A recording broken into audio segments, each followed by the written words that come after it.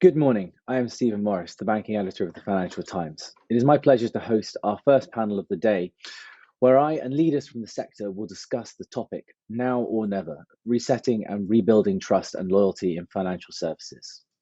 Over the next 45 minutes, we will talk about what has changed in the 13 years since the financial crisis, which caused a dramatic loss in confidence in the global banking industry.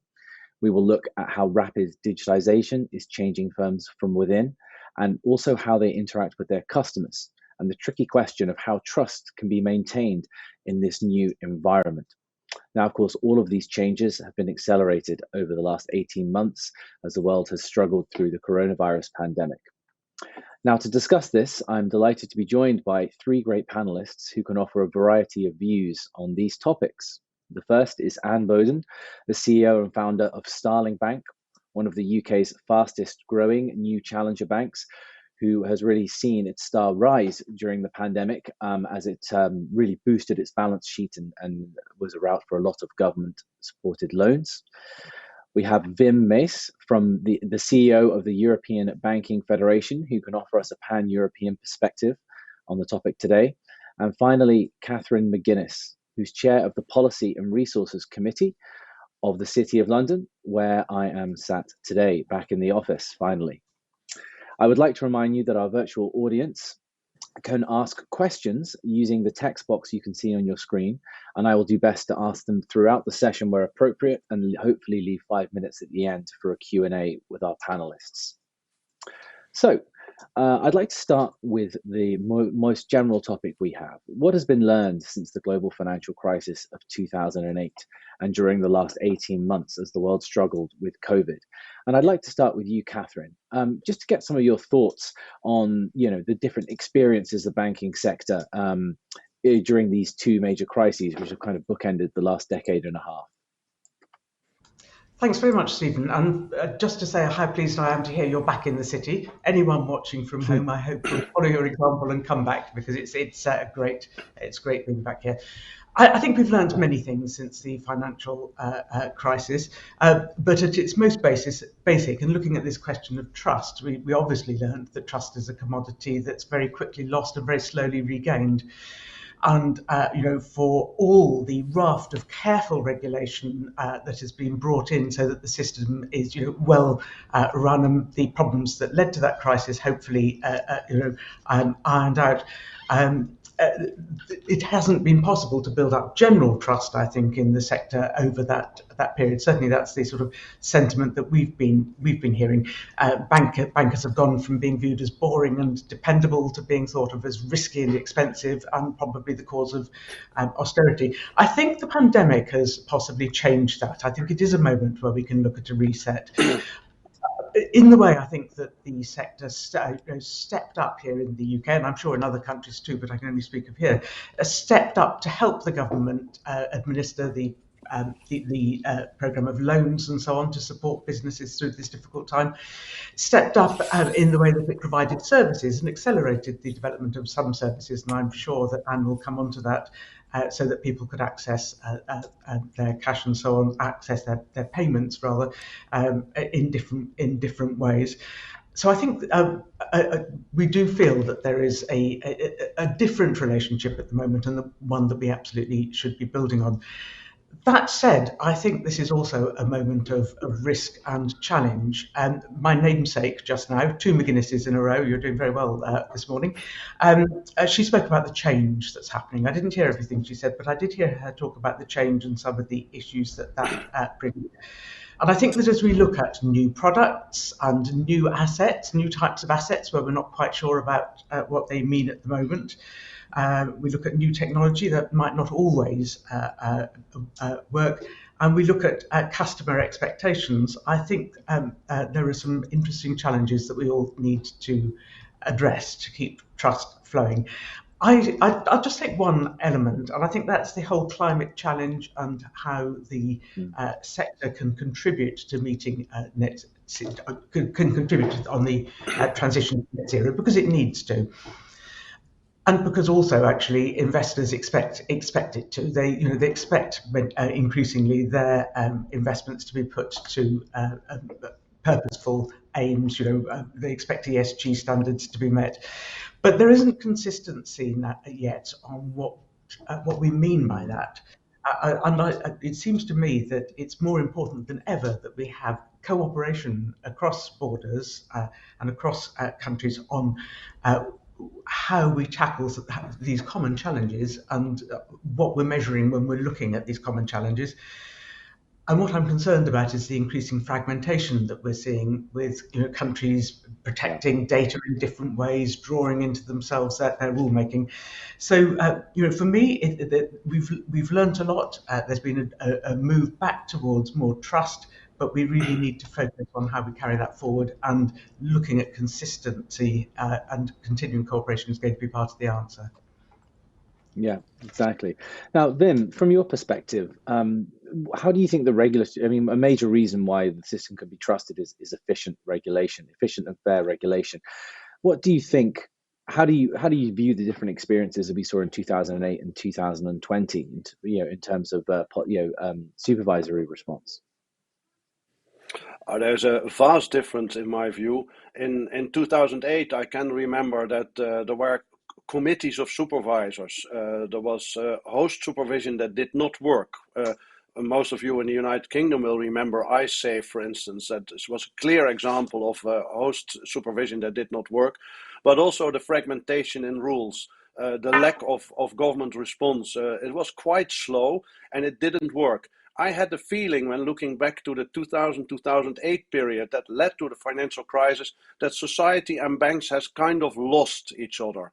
Society was not at all interested in what banks were doing, and on the other hand, banks were dealing with capital markets more than sometimes with clients. And if you see the 2008 crisis as a big bang in which society and banks rediscovered each other and realized that they needed each other. And following that, the regulatory environment became much, much better. If I speak on behalf from the region of the European Union, in the Eurozone, the banking union is a vast improvement over what we had before. And this was proven in 2018. Because I remember almost 18 months ago, when the crisis started, rather than having to call all these different supervisors with all different opinions, I had to call one, and they were decisive and extremely helpful in dealing with the crisis. And I had several times a week, I had contact with the single supervisor in Frankfurt, and that was really pivotal in my view. Secondary, I think that banks were much more resilient, and that was proven during the first shock. It was proven that the higher level of capital adequacy really helped. And thirdly, behavior. I think that banks over the last few years really stood with their clients. So rather than looking at themselves and not knowing if they were bankrupt or not, what I remember from the 2008 crisis, now this immediate response on what to do with clients, how to help them. And it was not only banks, because governments themselves reacted much faster. Whereas in 2008, they had for a long time a wait and see attitude. And when they came with backing up the economy, when they came with state guarantees, it was too late. And now they were pretty quick in putting money in the economy. So the combination of better regulation, decisive action, the use of the banking, the distribution network, and the closing of the clients of the banks, and then quickly backed up with government guarantees, was a vast improvement over 2008. Yeah, at the beginning of the crisis, it was a major concern at the FT that we might be spiraling towards another major banking issue, but we were pleasantly surprised by the speed and coordination in response to COVID. So, Anne, I'd like to bring you in as the chief executive and founder of one of the quickest growing banks in the UK. What has been your experience since 2018 and more recently during the coronavirus crisis? Do you think banks have had a bit of an opportunity to re-establish their social value and show that they can be part of a solution to society's problems instead of the cause of it this time? I'd had, sort of almost 30 years experience when we went into the last financial crisis. And to be honest, I was sort of ashamed to be a banker. And we'd lost the trust of everyone really in that period. And that's why I founded Starling in 2014. I wanted to come to market with a proposition that had a fairer and much more straightforward proposition. And people in that process always said to me, will people trust you? Will people trust a new bank? Will people trust a digital bank? And yes, they have. And during the pandemic, we stood up and really, really, came to the front to support our customers. And the banking industry has done well. It's done well for its customers in the last couple of years during this very, very difficult period. I think that I think the government acted very quickly, tried to get more lending out to small businesses. I think the banks did their best to respond. And during this period, banks such as Starling have done extremely well because we were built for digital. We were built for a world where everything is in the cloud, everything is very responsive, everything is focused to the customer. And during the last, sort of year and a half, 2 years, Starling has grown. And we have grown because customers all of a sudden took the decision to become digital. For many, many years, they've been thinking about, do I leave my traditional bank? Do I really need a branch? But, in this sort of very, very difficult health crisis, they took the decision to bank differently. And during that period, we were there for our customers. We were launching new products and we were there to respond, getting lending into the SME sector. So all of a sudden, we realized that digital was here to stay, and many customers and businesses took that decision in these difficult times. Yeah. And just from our perspective, I mean, banks giving out the money with all these state guarantees, that's kind of been the easy part. We might have, banks might and the government's backing everything. The more difficult part might be yet to come when the country starts to look at defaults, starts to look at potentially fraud, be it through the furlough system in the UK and elsewhere, and also through the government-backed loans. Do you think it'll be as easy to retain kind of the trust and appreciation of society there now? I think you said it was easy to give out the money, but it's incredibly difficult in this process. If you think of what actually happened, and I talk on behalf of the big banks as well as new banks such as Starling. Big banks take, months and months, even years to get new products to market. Everybody had to do this extremely quickly. It was an effort across the whole industry. Okay, Starling is used to being ever so responsive and listening to customers and getting things out quickly. But it was incredibly difficult to do this job well. We had to do an incredible amount of fraud checking to make sure that we lend the money to the genuine people. Yes, there was a government guarantee, but we had a responsibility to do it quickly, efficiently, and to adhere to all the correct processes. Yes, there will be defaults. Yes, there will be people that defrauded the system that shouldn't have got the money. But I think we have to think of the positive side. The acting decisively and getting the money into the hands of SMEs and small businesses across the country did the trick. In many cases, those companies are now thriving and growing. And therefore, I think we need to applaud the way the Treasury and government acted very, very quickly in these circumstances, and it worked. We now have the responsibility for making sure that the next phase in that plan happens, that we effectively, collect the repayments, that we help these businesses continue to thrive. And that's what, being a great bank is all about.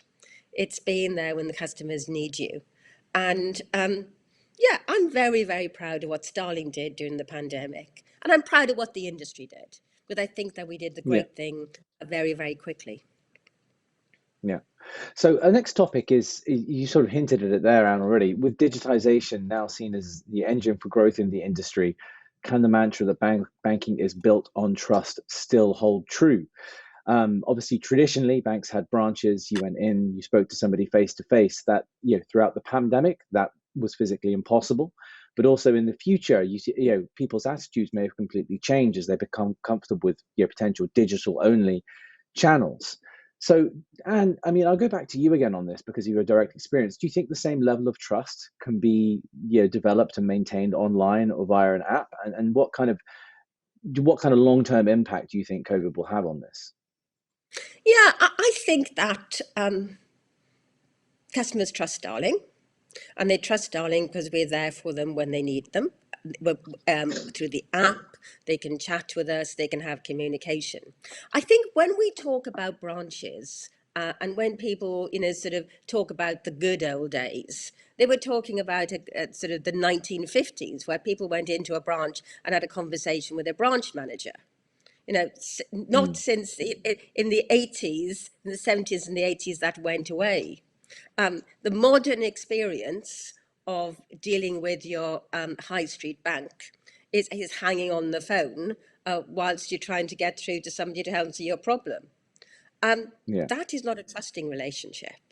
A trusting relationship is a brand that you can rely upon, a relationship that treats you fairly, an organization that really invests in giving you the tools so you can have a great relationship with your bank. Our customers know their bank, they know what we offer, are extremely loyal, and give us the very, very best ratings for customer service. That's not a cold organization. That's a warm organization that listens to what you have to say and responds. So digital goes alongside trust and being an organization that cares. An old-fashioned branch where you never get to go in there anyway, and they force you to do something on a contact center, and it being very disrespectful to your time. That's not a trusting relationship. No, I think we've all experienced that either from a modern bank or a similar company. Obviously, I probably shouldn't mention any names. Catherine, I'd like to come to you next. What this idea that banking is built on trust, kind of in a digital world. What we have seen is an explosion in online fraud in the last few years, but particularly during the pandemic. What's your kind of experience of this, and how can the industry respond to this explosion of online scams? Well, I'm very glad you raised this because it's absolutely one of the fastest growing crimes that we're seeing, cybercrime and online fraud. And the City of London has a particular role in this because the City of London Police is the national lead force for economic crime. It has a specialist economic crime directorate which has units that are really dedicated to tackling fraud and other economic crimes. So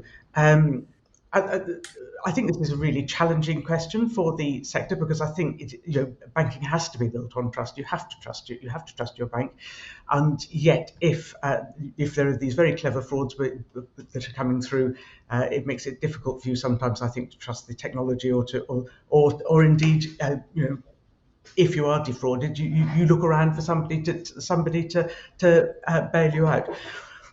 I think a couple of things I would say. First of all, we've got the online safety bill going through Parliament at the moment. I think it's really vital that this particular type of crime is recognised as a priority harm for people because it really is causing a lot of harm to a lot of people. So we'd like to see that more focus is given to this. We'd really like to see more support for investment in the fraud and cyber responses, which give a cross-system approach to tackling this. And I think the sector itself, actually, the innovation that's just naturally happening, the evolution in the sector is going to be central also to meeting some of these challenges. I've just come back from a short trip to Northern Ireland where there's particular expertise in cyber security, for example, where there are tech companies also developing new products for Know Your Customer and for that sort of thing, but products which could also be used to help protect against fraud. So I think it needs to be a combination of all these factors, a real focus on this by the law enforcement agencies, by the government, but also let's look at developing some systems to iron it out. I think there is a bit of a dilemma which is identified in one of the questions that's come through in the chat. And that is, what do people prioritise most when dealing with their banks? Do they prioritise security or convenience? And I think the answer is probably you prioritise convenience right up until the point that you have a problem. And then you say, why wasn't I secure? So I think there is a bit of a challenge here for us all. Absolutely, absolutely. So, Vim, what are your thoughts on, cybersecurity and and the new ways customers need to be protected, not just in banking, but also, in financial services kind of writ large? We're seeing all kind of new entrants come into the sector, be it in payments or direct lending. I mean, do you think we have the kind of appropriate global standards to protect people and ensure trust in financial services at the moment?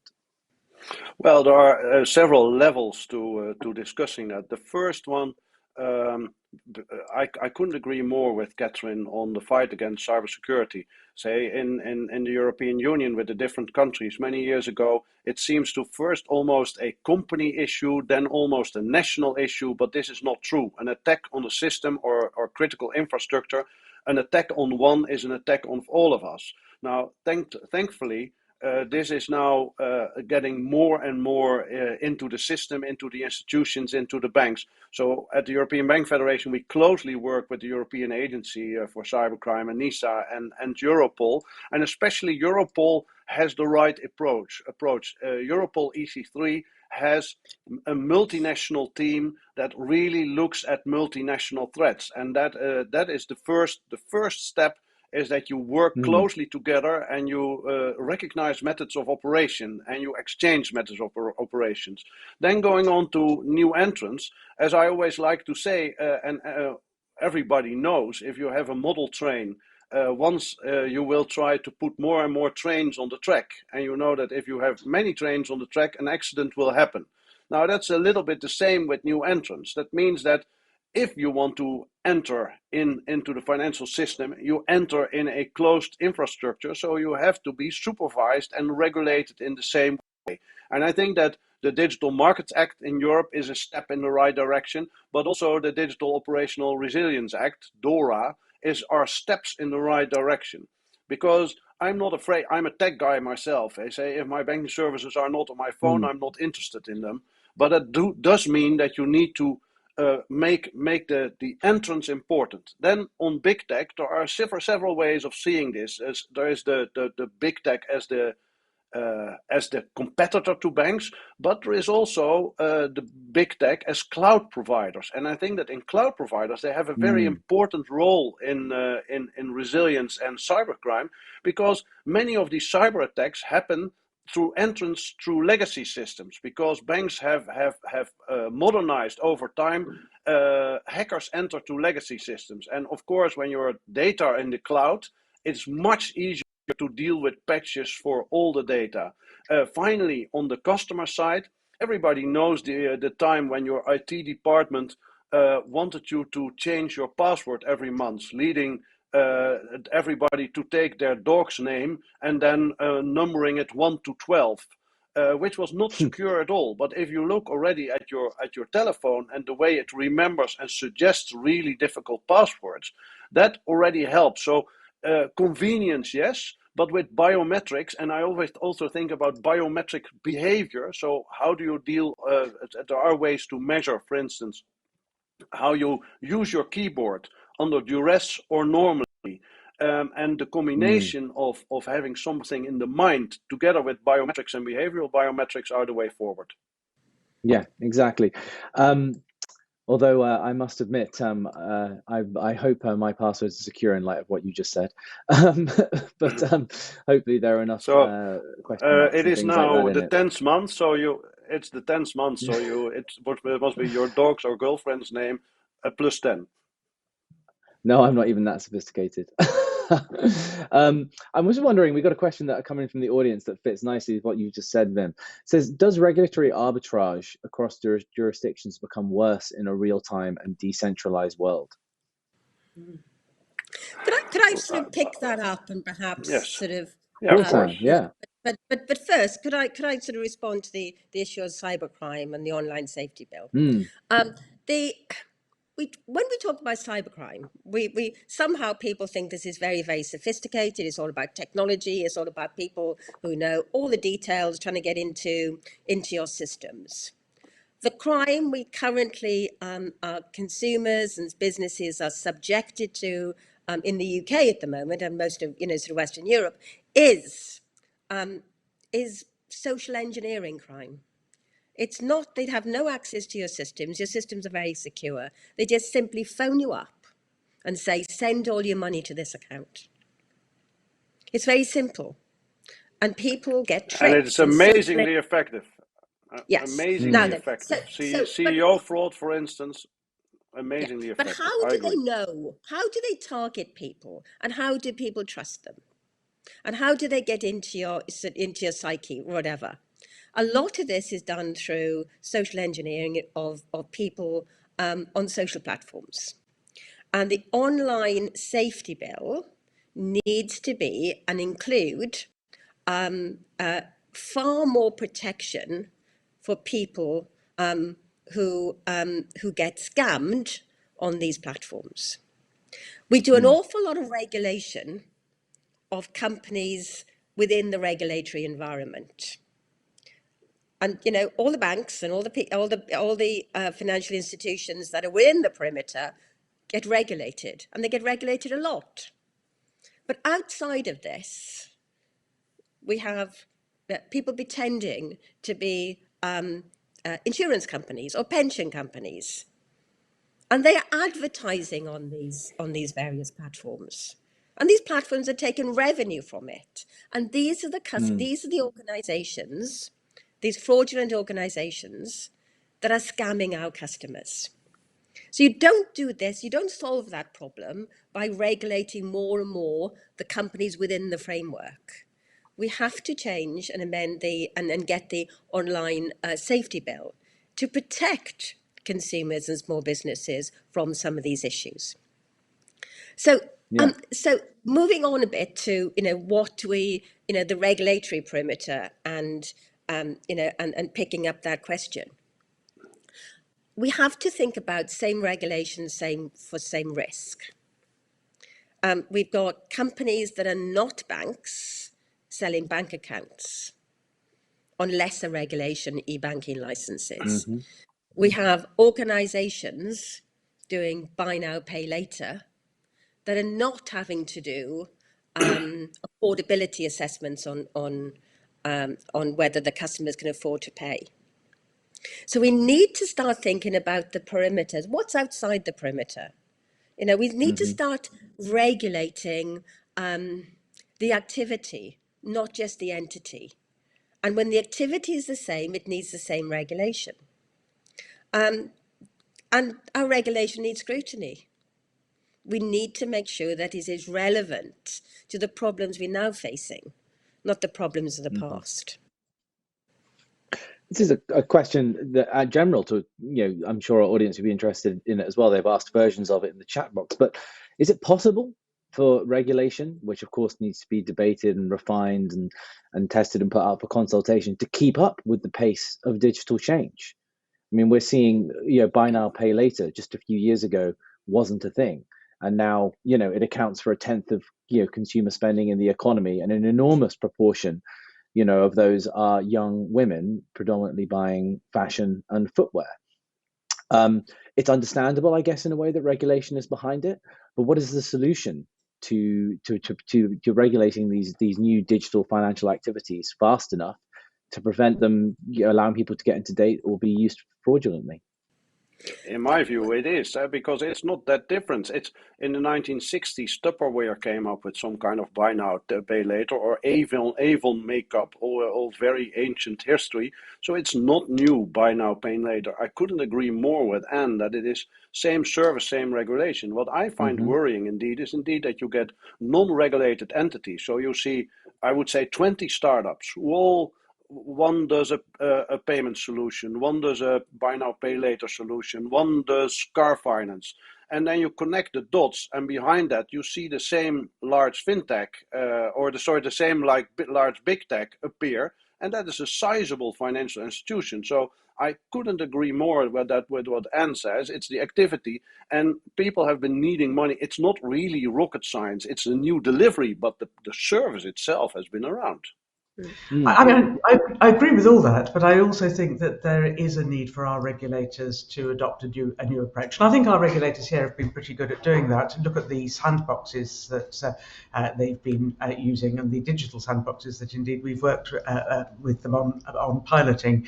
But I think, yeah, so I think it will require a sort of nimble approach from our regulators, and the regulators to be innovative too. And actually, on that front, there's a lot that the regulators can do themselves just to make their own processes simpler by adopting more technology themselves. And I'm interested to see how so-called RegTech is really beginning to take off and become a subject we're all talking about. I am worried about this question of regulatory arbitrage, and I'm worried about it not just on the question we're currently discussing, but I mentioned earlier on issues like sustainability and the standards that we're meeting. In a fragmented world where people are making regulation in isolation, there is a risk of arbitrage, I think, and it's so important that we do all keep talking and our regulators keep cooperating on these cross-border issues. Exactly. Well, we're going to move on to our next topic, the third one now, which is about customer experience in a disintermediated world. What tactics and strategies should institutions be adopting to stay relevant and agile? And you were talking about Starling's customer service, how you were a caring organization, and that you were getting great reviews from your customers. What would you say, are your advantages over a sort of a traditional bank? What do you try and do differently to, how bank customer service was done in the past? And what do you think you will have to do in the coming years in order to stay ahead of the competition? Because, I guess in a fast moving world, one of the downfalls of being a successful first mover is everyone can copy you quite quickly. I think the first thing is that a new organization has to deliver in order to survive. So, and the only way you survive is by satisfying customers and customers having what they need from the organization. So I spent, 20, 30 years working in traditional organizations, sitting in committees, deciding how we're going to cross-sell and upsell. And it was about what you sell. And Starling and, sort of new organizations need to survive, they need to grow, and they learn to listen. And our customers rate us the very, very best banks in the UK, in all the various independent CMS surveys. So we're doing that, and why we're doing it is because it's so important to us. And we know very well we can't rest on our laurels, and things work really, really quickly. And my greatest pleasure, I'm proud of Starling, what we've done. But I'm also proud of the fact that other banks have reacted by copying what we do. Because we're raising the game and we're all getting better and we're listening and we're responding. For banks to be successful, for financial services organizations to be successful, they have to keep moving, keep developing, and be very, very cognizant that customers will go elsewhere unless that service is the very, very best. You can't afford to be lazy. And new organizations actually put huge amount of effort into listening to every single customer.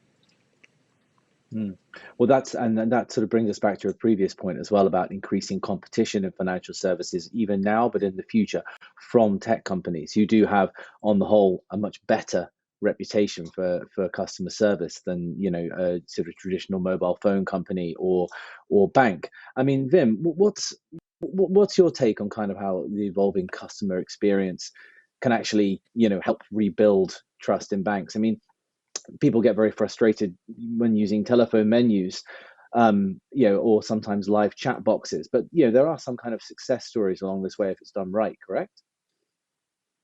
Now, I think that Anne has shown us the way forward. In your mind, just think of a good online buying experience. I can mention at least 4 or 5 non-bank services and where I ordered and I found the follow-up perfect. What I found very interesting is what Anne says in the inside-out thinking. So one of the things that's very irritating, in the past, the ideal bank was your local branch, literally on the high street, with a bank manager who had known your family for 40 years and who had been there for 40 years. Now that kind of service has long gone. But indeed, digitally, you can mimic that much better than through call centers, in my view. I've seen some good call centers, but for some of the banks, I started finding out, and the same goes for airlines, that their web care via Twitter was actually much better than their customer care. And this, I would say, a big alert for the service provider involved. If your web care literally answers and answers efficiently because they have the right mandate, they have the right people, they have the right attitude, and if you go through a telephone, through a call center, you stay in line. So that's the first thing. So it's very much about caring about the customer. You cannot go back to the branch with the guy who has been there 40 years for knowing your family, but you can organize it in such a way that you get either for a simple question, people are happy if they're solved by a bot or whatever. But for a more difficult question, that you get somebody on the phone who has the right data and the mandate to help you and who doesn't let you wait for a long time. If you go that way and you have innovative services, that, in my view, will help a lot. And there are banks out there, I use them myself, who are good at it. Unfortunately, there are also indeed bad examples, but that is competition going forward. Exactly.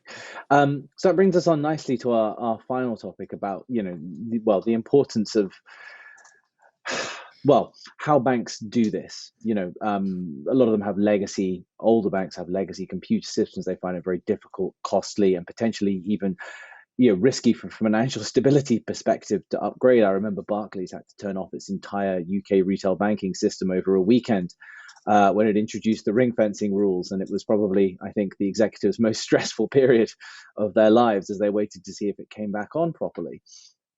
So, I mean, what options are open to banks from ripping out and replacing completely wholesale to progressive modernization, and what are kind of the risks along the journey? I mean, I want to come to you on this one, Catherine, first.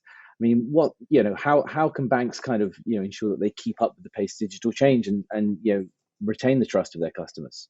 Yeah. Well, I'm actually going to start from a people end, not a tech end. I'll leave the tech questions to the others, I think. But I think skills are so much at the heart of how banks can fulfill this journey.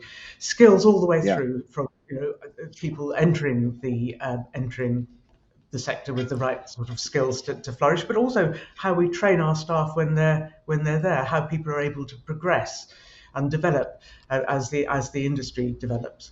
And I think there's a number of angles to this. There's what do we do about our domestic talent pool, about making sure that they have the right skills that they need. We're doing a lot of work all the way through, in fact, from schools right the way through to the most senior levels in institutions looking at this, and particularly working with the Financial Services Skills Commission and the Professional and Business Services Council, which are both looking at what skills does the sector need for the future. I think we also need to look at ensuring, from a UK perspective, that we keep our borders open to people with the right talent and ability to come in and help us. And actually, on tech, it's interesting in the innovative startups, how many do come from other countries to set themselves up and build their businesses here. So I think looking at people all the way through and making sure that people are equipped. And yes, to the question that suggested we should be thinking about our employees' well-being, I think that's part of the equation. Look after your workforce so that they can. I think look after your workforce, ensure that they have access to skills and training, and maybe think about some of these issues in a cross-sector way rather than just company by company, which is why initiatives like the Financial Services Skills Commission becomes important.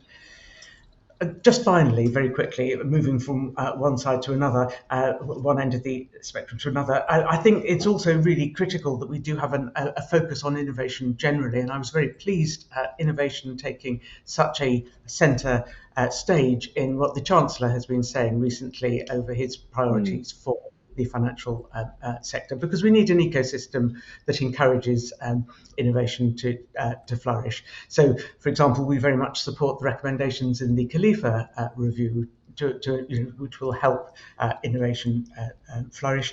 And that includes skills, immigration, that includes access to finance for scaling up. So I think it's a sort of whole piece. But as I say, I'm leaving the difficult tech questions to my colleagues on the panel. Okay, Anne, I want to read you out a comment from a recent interview I did with the CEO of one of your rivals, Revolut, Mr. Storonsky. So I said, well, are you worried about these big, deep-pocketed rivals, taking all your best ideas and using, creating their own digital banks? And he said something. He said, I've had this conversation so many times. First, it was, what about NatWest launching a digital bank? Then it's some other bank. The end is always the same. I don't think legacy banks can build great products. They're just bankers. Now, as somebody who sat on both sides of the aisle there, I'm just wondering if you can give us some thoughts on what innovations and why some innovations and startups have worked, be they either startups themselves, or why some of them haven't, either startups or digital banks created within traditional lenders. I mean, the one that springs to mind is Bow, which was started at RBS, which is now NatWest. They spent about £1 billion on it, and it just failed. Like, how do just your thoughts on that, please? Yeah, I think it's a very complex environment, and I think there are lots of different models. Revolut's not a bank, but does some activities which should be regulated differently, perhaps. I'm a computer scientist. I spent my whole career in banking, working on technology and various functions. And all of a sudden, technology is in the heart of everything we now do. From being 20 years in the back office, all of a sudden, technology and banking is where the activities are happening. And why are some organizations succeeding and some are failing? It is very, very difficult to create an entrepreneurial culture, a high-performing culture in a big bank. I was there. I did all the big jobs in the banks, and I ran big departments of people doing technology. But we couldn't attract the very, very best technologists, and we couldn't give them the environment they needed to succeed. Starling's quite unique. It actually built its technology from scratch. We wrote one line of code and then the second line of code, and then we built a very, very successful bank based on new technology. But it's been built with engineers that are UK based, and we do everything in the UK. We have the skills to build technology companies in the UK. The problem is the big banks don't have the environment to let technologists make decisions. In a big bank, the hierarchy is you have so-called business people sitting on top making business decisions, and technologists are seen as being a service, serving the business. Real tech companies and companies such as Starling are the opposite. There's a technologist making the decisions because we know what the technology can deliver. So if you want to be a technology company and you want to change the world of banking, by being a technology company, you have to have technologists making decisions. And that's why, I'm a computer scientist. I'm the CEO and founder of, the UK's biggest growing bank. And that is the difference. And big banks can't see it that way. They keep saying there's a business and there's a separate technology function. That's a very old-fashioned way and not a very successful way of changing financial services forever. Yeah. Now, Wim, I know that you've, from your pan-European experience, you think there are some big banks who have committed, to this on a more fundamental level and are aggressively embracing change. So maybe you could talk a little bit about which ones you think are doing better, but then also, this isn't widespread. I mean, is there a danger that banks fall too far behind? Well, they're all awake, and that helps. And if they're not awake, they should disappear. But if I take the comments of Catherine and Anne together, if you look about skills, and if you take together, and this is what Catherine and Anne both says, you need the skills, you need the mandate, super important. If they don't have the mandate to act, even if they have the skills, they still can't do anything. And you need the culture. That was what Anne was saying. And I've seen there are some great examples and there are some less good examples. The first one is, of course, the huge impact. It's not only an impact of legacy systems. Banks employ an awful lot of people. So there is the problem that they are deeply rooted in society and politics, that if you start to close down a bank and you need less people or different people, you're bound to get in trouble with your government because many people will be unemployed. So that has to be part of the equation. But that shouldn't stop you, because otherwise you won't survive. So I've seen examples of banks, Hello Bank of BNP Paribas, N-Bank of Commerzbank, mostly operated in Poland, that are really built from scratch, and they've made sure that the business people that Anne mentioned are in the second row, not the first row, and that leads to great products. The question, however, is how are you going to get these brilliant new products, brilliant new offerings, and how are you going to integrate them in the dinosaur that you still have? So, but this is one thing. I've seen great examples of that. Well, sorry to be very direct on this one, but I think that's important. But I've also seen banks that really transformed, but you see the struggle with that. I'm the Dutch, so I will mention ING, who was partly now trying to inspire its management style on Spotify, was learning from tech. And you see that they've come a long way, but the struggle was enormous, but also the political influence. So very clearly say, banks will move, they have to. The question is, in a legacy and in an environment where we employ a lot of people, can it be done without shocks? And my answer to that is there will be shocks, but the shocks have to be acceptable for society. Yeah. Okay, well, I'm sorry to all the people that putting questions. We could probably have gone on for another 45 minutes, but unfortunately we've reached the end of our time. So I want to thank our three panelists for one of the most engaged, and interactive virtual debates I've had so far. And hopefully next time the three of us do a panel together, we'll be able to do it in person. But thank you all very much, and I hope you enjoy the next session.